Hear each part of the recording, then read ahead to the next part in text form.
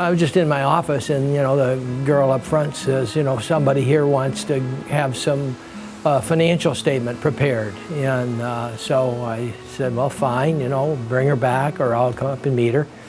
And here's this little woman, hunched over. How little? Oh, she couldn't have been more than 4'6". Okay. Maybe because she was a little bit hunched, quite a bit hunched over.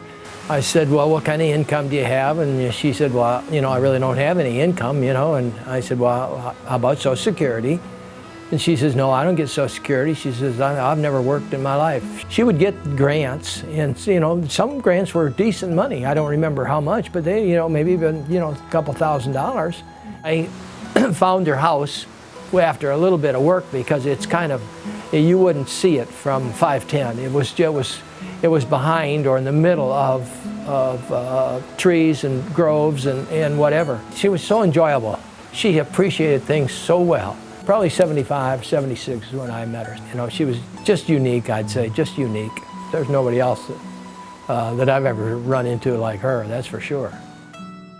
She was just a unique woman, very, very special. Just even her gaze, this, what she called a direct gaze, her eyes, and so precise with her wording. Her words were everything to her. Very much a sense of self-control. Very much her own person. She was kind to my children. I would bring them, and we would always bring things. A craft they made, or cookies that nobody could bite into, these Christmas things, and she would pretend to eat them. I hope people remember her as being generous. She could only give from what she had. For the children, once she wrote out a definition of a word. Humanity. I still have that in one of the books. That was her gift to them, was a word.